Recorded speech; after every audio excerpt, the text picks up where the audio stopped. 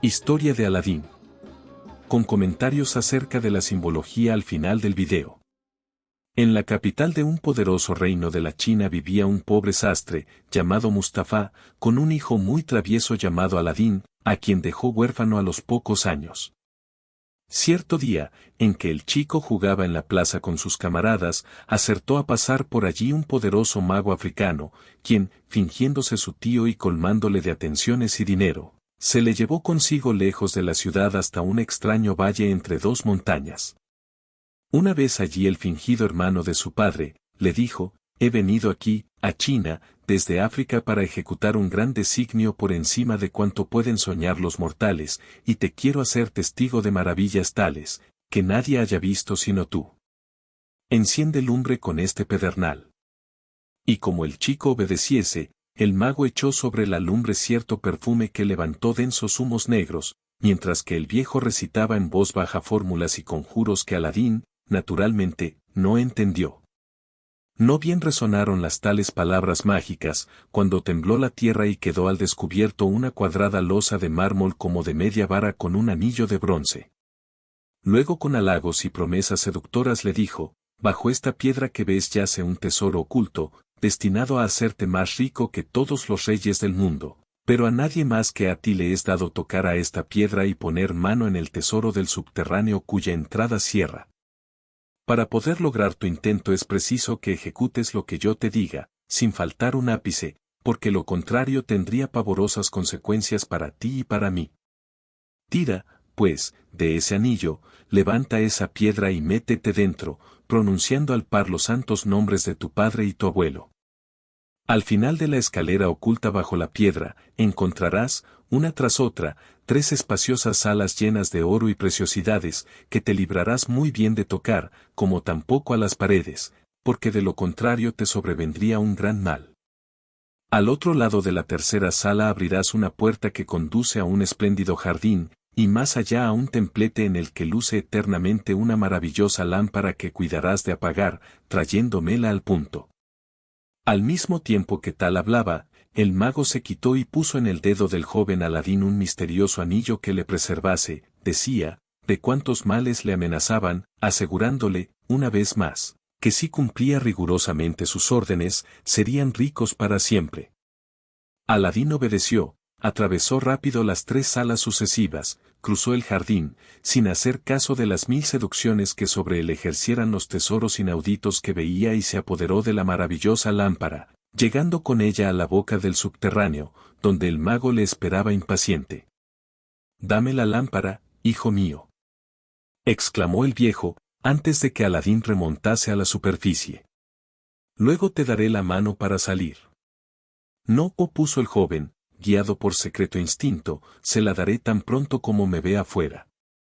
Entablóse entonces entre ambos una gran porfía, que acabó por revelar al joven la perversa intención que animaba al africano mago, tanto que este último, exasperado ya, tornó a sus conjuros, y al punto la piedra, girando sobre sí misma, cerró de nuevo la entrada, dejando dentro al infeliz Aladín, porque conviene saber que el infame viejo no era tal hermano de Mustafa, el difunto sastre padre de Aladín, como, para seducirle y arrastrarle a la empresa había fingido, sino un hombre inteligente. Aunque perverso, que llevaba consagrados más de 40 años a la mala magia africana y con sus necromancias había conseguido descubrir los increíbles poderes de la maravillosa lámpara y el lugar remoto en que yacía oculta, realizando el viaje desde el Magreb a la China solo para apoderarse de ella, por la mediación de un inocente joven, como lo era Aladín, ya que para la virtud de la inocencia todos los imposibles son posibles. Cuando el hechicero vio, al fin, frustradas sus esperanzas, precisamente al irlas así a realizar, no halló mejor partido que el de volverse a su guarida africana, para allí madurar su nuevo plan, olvidando que, para su desgracia, había dejado su anillo mágico en manos de Aladín. Volviendo, pues, a este último, diremos que, al verse así enterrado en vida, gimió, lloró y llamó inútilmente a su falso tío, hasta que, convencido de su tristísima situación, bajó a tientas la escalera y siguió hasta el jardín, pero el muro del jardín, que solo se había abierto al conjuro mágico hecho arriba por el viejo, aparecía ahora liso e impenetrable como el diamante. no hay más poder que el supremo poder del Señor.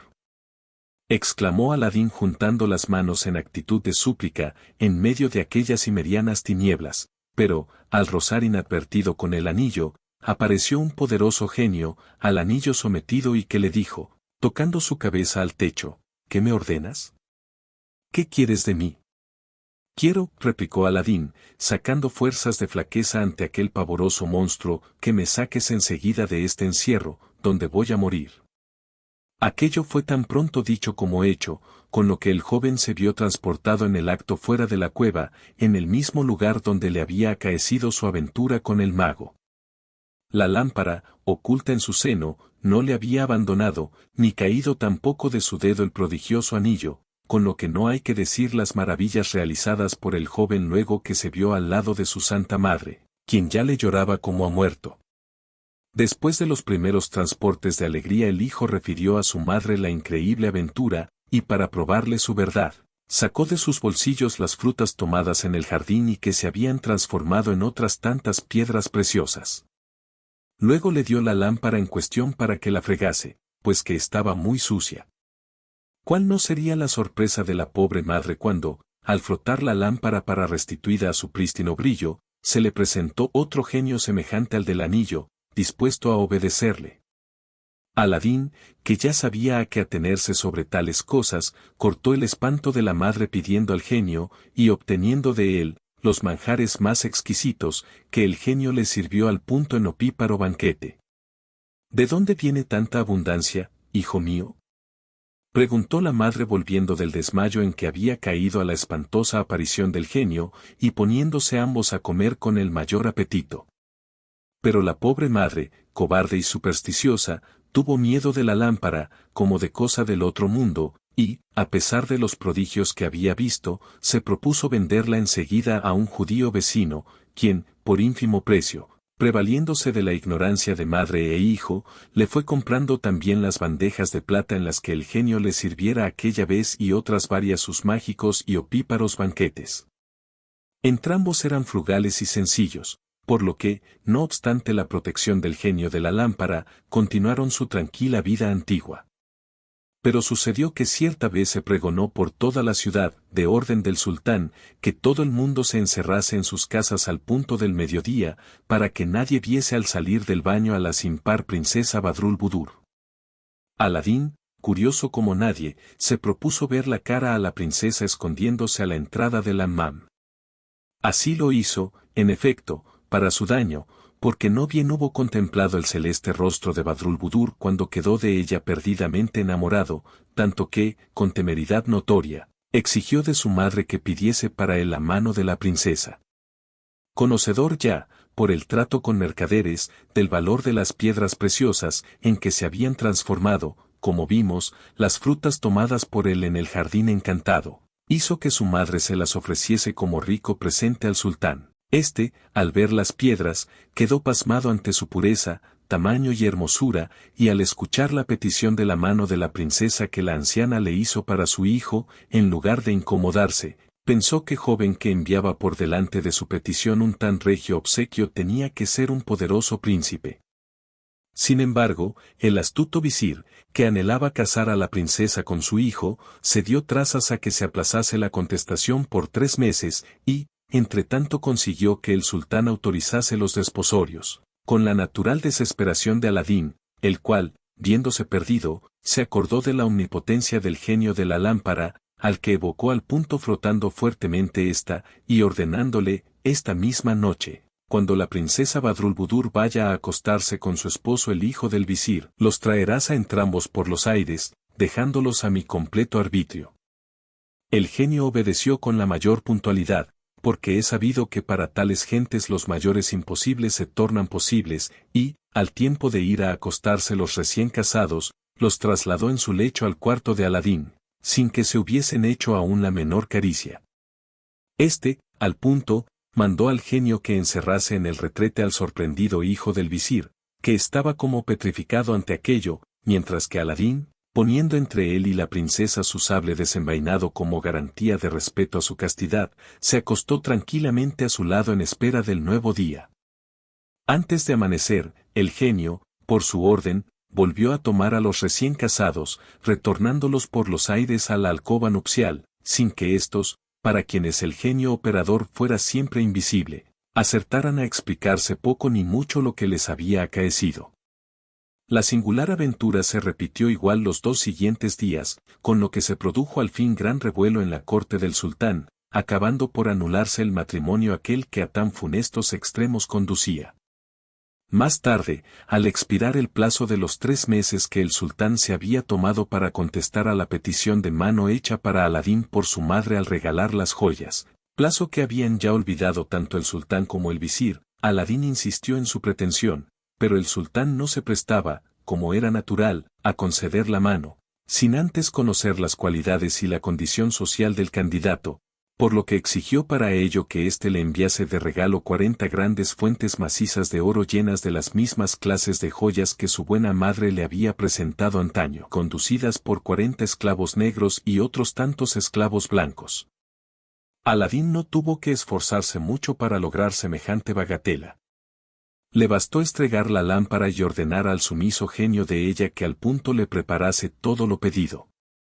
El sultán, experimentando el consiguiente asombro, se apresuró a concederle la mano de su hija, después que se le hubo presentado, gracias a la magia del genio de la lámpara, con un boato y una magnificencia no igualada por sultán alguno.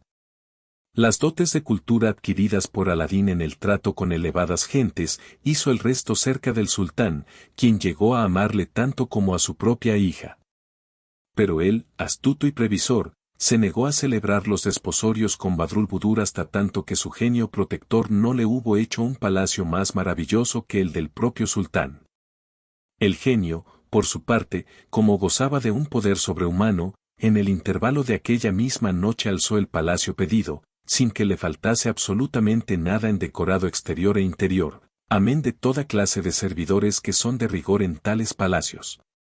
Las riquezas del mismo en telas, oro, joyas, libros, muebles, etc., no son para descritas, como tampoco el pasmo del sultán cuando desde las ventanas de su palacio se estació ante semejante prodigio de ensueño, y más cuando visitó la tesorería del mismo, en la que había acumuladas riquezas como para 100 reyes.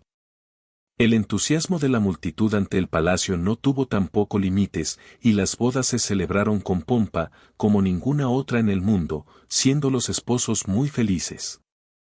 Pasaron así los años, y Aladín llegó a ser el ídolo del reino por sus generosidades, su valor en una lejana guerra, su cultura y sus desvelos por los súbditos del sultán, hasta el extremo que éstos se acostumbraron a no jurar sino por su cabeza. En cuanto al mago africano, no se volvió a acordar de él, creyendo fundadamente que habría muerto de hambre o de miedo en el subterráneo, pero un día se le ocurrió, para saberlo con certeza, recurrir a su ciencia geomántica, trazando el correspondiente horóscopo, por el que vino a conocer que Aladín, lejos de haber muerto, vivía poderoso, rico y feliz al lado de su princesa. Ciego de ira, exclamó, ese miserable hijo del sastre ha descubierto el secreto de la lámpara, pero yo le haré perder todo ello, o pereceré en la empresa. Volvió, pues, desde el Mogreb a la China el funesto mago, abrigando las más negras intenciones. Ya en la capital de Aladín, fuese a una de las más distinguidas casas del té, donde oyó ponderar las magnificencias de Aladín y el modo verdaderamente mágico e inexplicable que había tenido de alcanzar la mano de la hija del sultán. Mezclándose en la conversación, hizo que le enseñasen el camino del palacio, y una vez frente de él, comprendiendo que todas aquellas grandezas se debían al genio de la lámpara, concibió su funesto plan, es a saber, aprovechar una de las ausencias de Aladín con motivo de sus cacerías, proveerse de una banasta con 12 preciosas lámparas nuevas de cobre y fingirse cambiante de ellas por las lámparas viejas inservibles, hasta conseguir así poseer la codiciada lámpara. En efecto, el viejo mogrebín de allí a pocos días empezó a pregonar por las calles su comercio entre las burlas de los chiquillos y aun de los mayores, quienes le creían loco de remate al cambiar sus hermosas lámparas nuevas por las antiguas.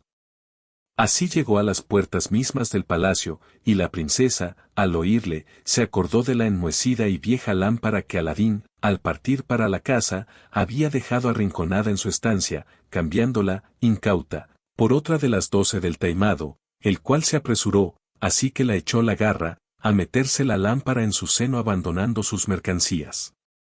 Una vez en las afueras de la ciudad, le faltó tiempo para frotar la lámpara y exigir del genio que inmediatamente le fuese trasladado, el palacio con todos sus habitantes y objetos, desde la China hasta el África, dejando vacío el lugar que hacía años ocupaba frontero al palacio del sultán, como al instante fue hecho.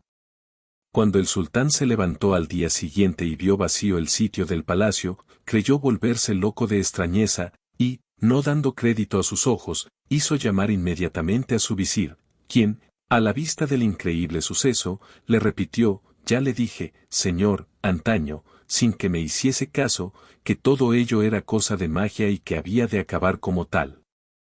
El sultán entonces concibió tal rabia contra el engañador Aladín, que mandó le trajesen prisionero y con una gran cadena al cuello al regresar de la cacería, condenándole inmediatamente a ser decapitado en la plaza pública. Pero eran tan grandes el cariño y la admiración que éste se había granjeado entre todos por sus liberalidades y su justicia, que el pueblo se alzó en su favor impidiendo la venganza fatal, consiguiendo del sultán que le concediese un plazo de 40 días para recobrar a su esposa y al palacio y libertándole provisionalmente de su prisión. El desgraciado vióse así en las afueras de la ciudad, sin poder soportar la enorme carga de sus penas ni saber a dónde dirigirse, por lo que caminó a la aventura y al llegar a un río caudaloso, se arrojó sin vacilar a él para poner término a su desventura. Al caer, el instinto de conservación le hizo asirse a la punta de una roca, rozando inadvertidamente el mágico anillo que siempre llevaba en su dedo, pero cuyas salvadoras virtudes había llegado a olvidar. Y al momento se le presentó el sumiso genio del anillo dispuesto a obedecer en lo que su dueño le ordenase. Trae otra vez a su sitio, sin demora, mi palacio con todo cuanto él alberga. Le dijo Aladín al genio del anillo. No te puedo complacer, señor, porque es asunto reservado al genio de la lámpara. Respondió el del anillo. Pero sí puedo llevarte donde el palacio se halla ahora. Y así lo hizo en un abrir y cerrar de ojos, a pesar de los miles de leguas que separan al Magreb de la China. Aprovechando la obscuridad de la noche, Aladín, después de haberse puesto a meditar al pie de un árbol acerca de sus planes, se llegó a la puerta secreta del palacio, donde llamó del modo que habitualmente solía hacerlo, viéndose al fin en los brazos de su amada, quien, anegada en lágrimas, le informó de cuanto en su ausencia le había ocurrido, a saber, la llegada del disfrazado mago, el cambio de la lámpara vieja por otra nueva, el traslado por los aires del palacio y su gente a aquel remoto rincón africano donde a la sazón se encontraban y las diarias visitas, seducciones y amenazas del mago encaminadas a vencer la fidelidad de la princesa. El joven no necesitó más, y, poniendo en práctica los sabios consejos de su amada, cambió su traje regio por una burda zamarra de pastor y fuese a la tienda de un droguero, donde compró un veneno con el fin de que Badrul-Budur, fingiendo acceder, al fin, a las seducciones del mago, se le hiciese tomar en el banquete nupcial. El mago cae así en la red que se le había tendido, y muere precisamente en el momento en que iba a dar cima a su plan. Aladín se apresura a entrar en la cámara, a sacarle del seno la lámpara maravillosa que allí tenía ocultada y a evocar al genio de ella, ordenándole la traslación inmediata del palacio con todos ellos dentro, hasta restituirle a su asiento en la capital china, no lejos del sultán, quien no salía de su asombro al ver al otro día el palacio en su antiguo lugar y estrechar entre sus brazos a su idolatrada hija, a quien ya lloraba como perdida. El sultán pidió 1000 perdones a Aladín por su conducta pasada para con él, pero este último le disculpó echando toda la culpa a las malas artes del mago africano, felizmente muerto ya. Pero aún quedaba en pie otro hechicero quizá peor, y era un hermano suyo, si cabe más perverso y solapado, codiciador también de la maravillosa lámpara y dispuesto igualmente a dar al traste con toda la felicidad de Aladín y los suyos para poseerla. Este grandísimo hipócrita manejaba como nadie el arte de la simulación, así que vio muerto a su hermano, apeló a su cuadrado geomántico para averiguar cuánto deseaba saber, y desde el confín del mundo en que vivía se puso en marcha hacia la China, donde tuvo noticias acerca de una santa mujer, llamada Fátima, célebre en todo el país por sus virtudes cuanto por sus milagros, especialmente en la curación instantánea de los dolores de cabeza. No necesitó más el funesto hechicero, fuese al agreste retiro de la santa aquella, y, amenazándola de muerte si no callaba, la obligó a que cambiase con él sus vestidos y le envijase todo el rostro hasta el punto de que, sin gran esfuerzo, pudiera tomársele por ella misma. Luego, el malvado la asesinó y se presentó lleno de falsa piedad en la corte, donde chicos y grandes la rodeaban con sus aclamaciones y súplicas creyéndole verdaderamente la asesinada Fátima, y así, en ausencia de Aladín, pudo ser introducido cerca de la princesa Badrulbadur, gran admiradora de los méritos de Fátima. La princesa llevóla, a la falsa Fátima, a la gran sala de las 24 ventanas, célebre por sus adornos prodigiosos, que los artífices de todo el reino no habían sabido antaño imitar en lo más mínimo. «Es verdaderamente admirable el salón este», dijo la fingida, alzando por única vez hacia el techo su vista, siempre baja y solapada bajo su hipócrita pietismo. «Es, sí, muy hermoso, pero para que estuviese completo le falta colgar en la cúpula un buen huevo de ave rock. Con solo esto último, el salón sería una de las maravillas del mundo, porque no tendría rival en salón alguno». «¿Qué huevo y qué pájaro son esos, mi buena madre?», interrogó Badrulbadur. «El ave rock, princesa, es un pájaro de tamaño portentoso que habita en las nevadas cimas del monte Cáucaso. El misterioso arquitecto de este palacio podrá proporcionaros, sin duda, uno», respondió el infame hechicero. Convencida de ello la princesa, con esa eterna credulidad que la inocencia tiene hacia la piedad fingida de los perversos, se apresuró a pedir a Aladín, al regreso de su cacería, que obtuviese del genio de la lámpara el huevo en cuestión, cosa que el complaciente marido solicitó a su vez del genio. Este último, al escuchar tamaña pretensión, dio un espantoso grito que hizo estremecerse al palacio hasta sus cimientos, añadiendo: «¿Estáis loco, señor? ¿Queréis, por ventura, que traiga a mi amo y maestro y le cuelgue de esa cúpula para la desgracia de todos? Bien se conoce que ignoráis la procedencia de tan absurdo consejo, hijo de un funesto hechicero disfrazado bajo el manto de la piedad». Y el genio completó su revelación dando a Aladín toda clase de detalles acerca de lo que contra él se tramaba por el hermano del mago disfrazado de Fátima. Aladín, por su parte, fingiendo acceder a los deseos de éste, le mandó llamar y cogiéndola por la mano le hundió su puñal en el corazón, con gran espanto de su esposa, quien creía que al hacerlo asesinaba a una santa mujer, no a un enemigo del humano linaje. De tal modo se vio libre Aladín de aquellos dos funestos embaucadores, y heredando de allí a poco el reino, por muerte de su suegro el sultán, vivió feliz largos años al lado de su esposa la sin par Badrulbadur, en medio del amor de todos sus súbditos. Algunos comentarios sobre la simbología.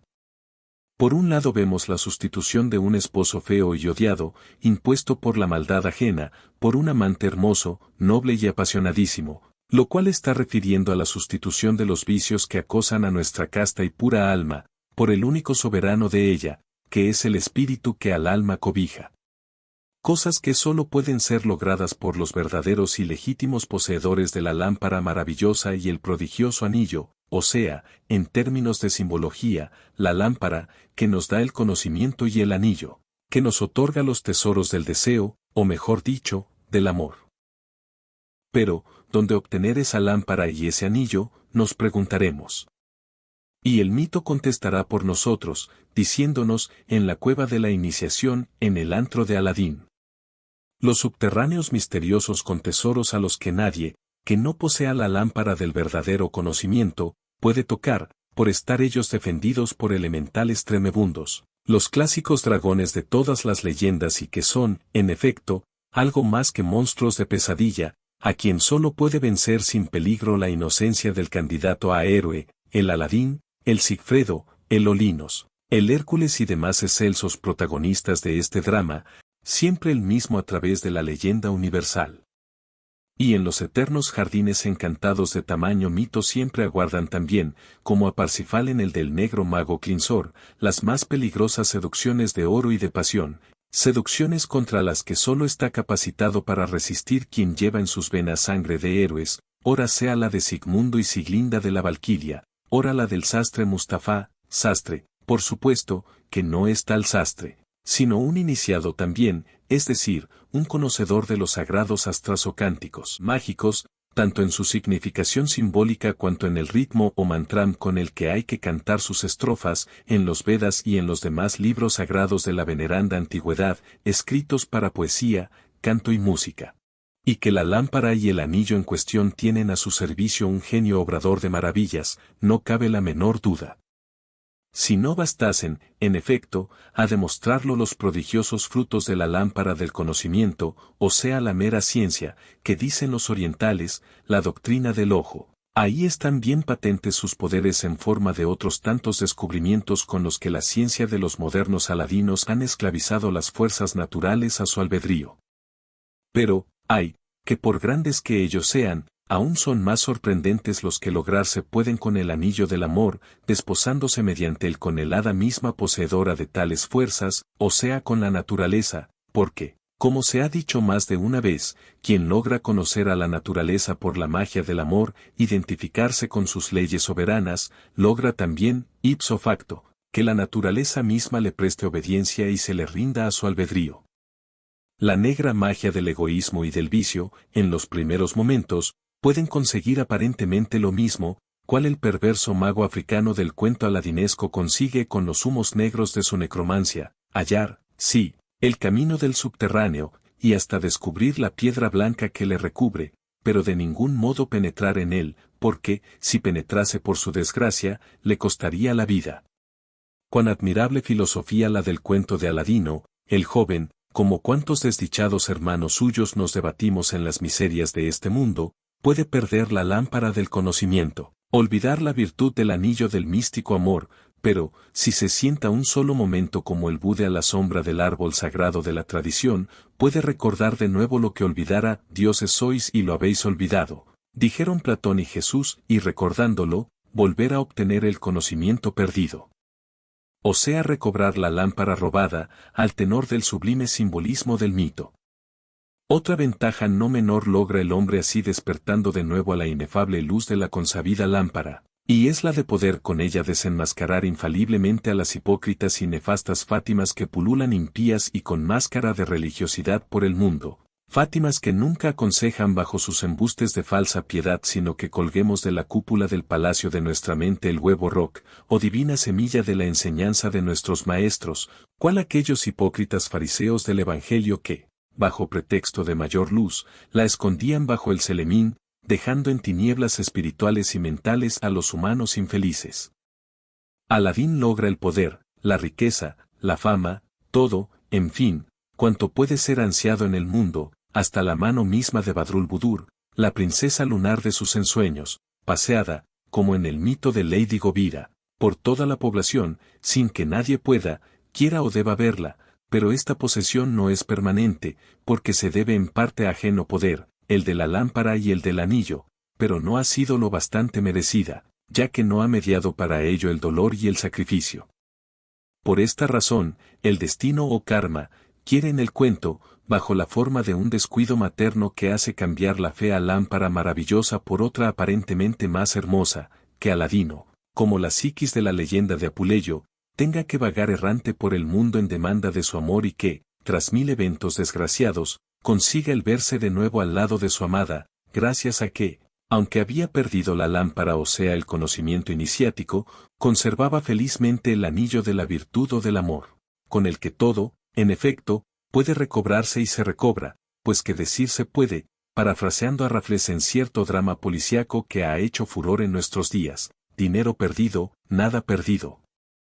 Ciencia perdida, mucho perdido, corazón perdido, todo perdido, cosa que la historia además se encarga de demostrárnoslo 1000 veces, haciendo resurgir a pueblos que, como Aladín, supieron conservar en sus desgracias el tesoro de su espiritualidad, mientras se sepultaron todos aquellos otros que no quisieron o no pudieron conservar un tesoro semejante, que vale por todos los demás del mundo.